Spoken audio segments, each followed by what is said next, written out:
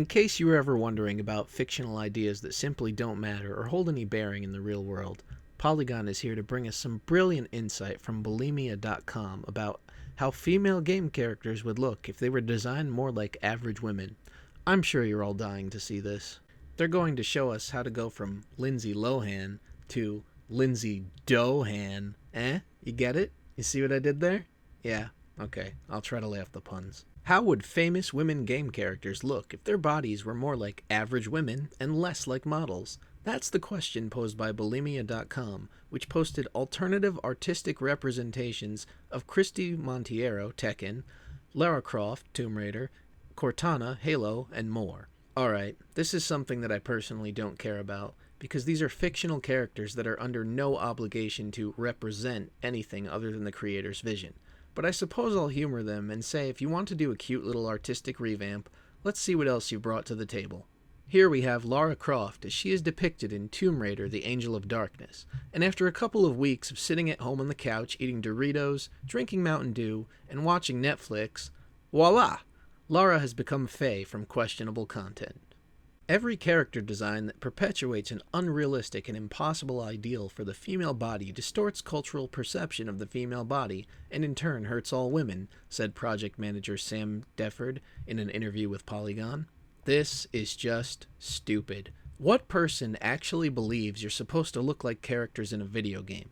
And why is this only damaging to women when in video games men's bodies are just as exaggerated or sexualized? There is absolutely no reason why anyone should be harmed by seeing a body type different from their own in a fantasy setting. Let's take a look at Golden Axe 2's box art. The male character is actually wearing less than the woman. His body is muscular and toned, definitely not representative of the vast majority of men. The woman is about equal, and technically, she's more covered up as the man is only wearing a loincloth. But Christy here is apparently just too unrealistic, because it's totally impossible for a woman to look like that in real life. Oh, wait a sec. Just because it may not be average doesn't mean it's impossible or unrealistic. And even if it was, remember, this is a video game? He added that game companies should do more to show realistic representations of women. Why? Why should they do this? Why are they obligated to pander to people just because they're too dumb to realize that not everything has to represent their body, race, or gender? Being realistic was never the point of video games. The whole purpose of a video game was entertainment. Sure, you can argue that since graphics have advanced to near realistic qualities, that it makes more sense now to add more realistic people than it did before, but if the point of your game isn't to mirror reality, it's still not necessary to make sure your characters fit some sort of idea of what average is, because let's be serious here. Most video game characters are depicted as anything but average, which is part of what makes them so enjoyable to play. Let's take a look at poor Riku here. Here, she is depicted as youthful, attractive. Her looks and smile give off an air of energy that tells you she is a very active young lady. And what's wrong with that? Well, apparently, they needed to send her off to Dunkin' Donuts on a binge so that she could more easily represent the average woman. Yes, this is what people now view as the average woman, and I'm not sure how they can argue that isn't harmful to women, yet somehow fictional characters that hold no bearing in reality are. Besides, have you looked at the Riku cosplay image results on Google? From the looks of it, the vast majority of women dressing up like her look far more like the original character design than bulimia.com's unnecessarily bloated version. Some companies and developers have already done this, and we applaud those efforts, he said. We feel strongly that this should occur more frequently in games moving forward. Game developers for Tomb Raider have actually started to make Lara Croft more realistic in most recent iterations, which is a far cry from where she started. While the newest Lara is far from average, her form looks healthy and fierce, much how she might look if she were real. More realistic forms would almost certainly have an impact on cultural perceptions of and respect for the female body.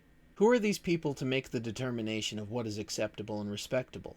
The only point in here that makes sense is that if you were going for realism, it would be far more realistic to portray a physically active female character as fit than it would be to just arbitrarily add 50 pounds to her frame for the sake of making her resemble this so-called average woman you keep bringing up.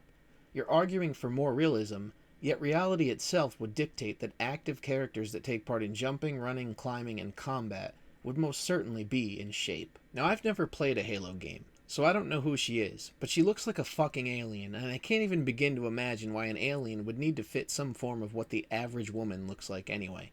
Quite frankly, any body type would work because if aliens are real, we have no idea what their bodies are like. Defford talked about the unrealistic portrayal of men in games. There are plenty of exceptional examples of men in games that look completely unrealistic and unlike any man you'd see on the street. I'd argue it hurts the male body image as well. The difference here is that the majority of women in gaming are hypersexualized and objectified. The same cannot be said of most male characters in games. I'm honestly surprised they bothered to mention male characters at all. But then they went and put the whole spin of, well, it's not as bad when it happens to men because they're not sexualized or objectified.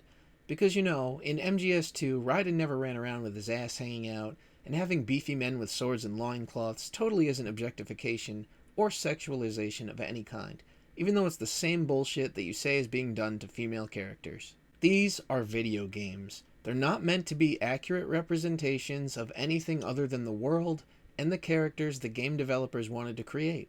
If developers want to create a realistic world with more average-looking characters, that's totally up to them, and they are free to do it. But it should be because that's what they want to do, and not because they're forced to live up to some social justice standard of representation that these ideologues believe video games should be. It's stupid and it's limiting. Creative freedom should always take precedence over this politically correct drivel. Thanks for watching, guys.